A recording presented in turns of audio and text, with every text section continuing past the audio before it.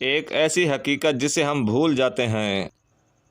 میرے پیارے دوستو، آج ہم ایک ایسے موضوع پر بات کریں گے جس سے کوئی بھی انسان بچ نہیں سکتا۔ یہ حقیقت امیر اور غریب، طاقتور اور کمزور، جوان اور بوڑھے سب کے لیے یکساں ہے، اور وہ حقیقت ہے موت۔ جب انسان دنیا میں آتا ہے تو اس کی زندگی کا سفر شروع ہو جاتا ہے۔ وہ تعلیم حاصل کرتا ہے، روزگار کماتا ہے، گھر بناتا ہے، اچھے اچھے خواب دیکھتا ہے اور مستقبل کے منصوبے بناتا ہے۔ لیکن ایک دن ایسا آتا ہے جب اسے اس دنیا سے رخصت ہونا پڑتا ہے۔ ہم روزانہ اپنے ارد گرد لوگوں کی وفات کی خبریں سنتے ہیں، لیکن اکثر یہ سوچتے ہیں کہ ابھی ہمارے پاس بہت وقت ہے۔ حقیقت یہ ہے کہ کسی کو نہیں معلوم کہ اس کی زندگی کا آخری دن کب ہے، کون سا ہے۔ ذرا سوچئے، اگر ہمیں یقین ہو جائے کہ ہماری زندگی کا سفر ایک ہفتہ باقی ہے تو کیا ہم اسی طرح زندگی گزاریں گے؟ کیا ہم نمازوں میں سستی کریں گے؟ کیا ہم لوگوں کے حقوق ماریں گے؟ کیا ہم گناہوں میں وقت ضائع کریں گے؟ بالکل بھی نہیں۔ یہی وجہ ہے کہ اسلام ہمیں ہر وقت آخرت کی تیاری کا درس دیتا ہے۔ آخرت کی تیاری کا مطلب دنیا چھوڑ دینا نہیں، بلکہ دنیا میں رہتے ہوئے ایسے اعمال کرنا ہے جو اللہ تبارک و تعالیٰ کو پسند ہوں۔ سب سے پہلے نماز کی بات کرتے ہیں۔ نماز مومن اور اللہ تبارک و تعالیٰ کے درمیان ایک ایسا مضبوط تعلق ہے۔ جب انسان دن میں 5 مرتبہ اپنے رب کے سامنے کھڑا ہوتا ہے تو اسے اپنی حقیقت یاد آتی ہے۔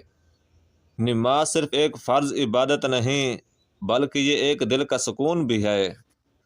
دوسری اہم چیز لوگوں کے حقوق ہیں، یعنی لوگ عبادت تو کرتے ہیں لیکن دوسروں کو تکلیف پہنچاتے ہیں، جھوٹ بولتے ہیں یا دھوکہ دیتے ہیں۔ اسلام ہمیں سکھاتا ہے کہ اچھا مسلمان وہ ہے جس کے ہاتھ اور زبان سے دوسرے محفوظ رہیں۔ ایک اور اہم مسئلہ وقت کا ہے۔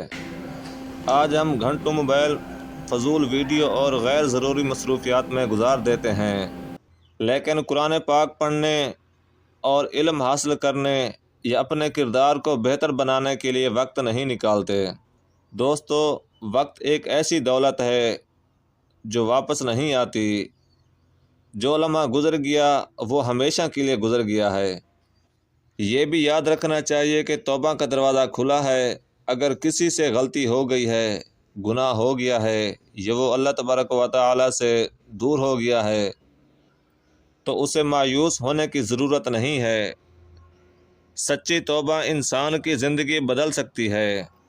بہت سے ایسے لوگ سوچتے ہیں کہ جب ہم بوڑھے ہو جائیں گے تب عبادت کریں گے، لیکن موت بڑھاپے کا انتظار نہیں کرتی۔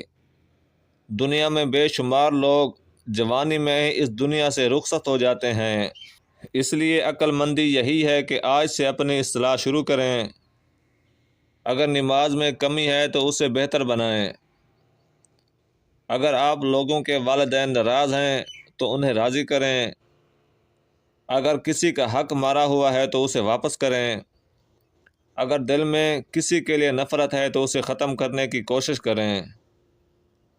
اور اگر اللہ تبارک و تعالیٰ سے تعلق کمزور ہو گیا ہے تو دوبارہ مضبوط کریں۔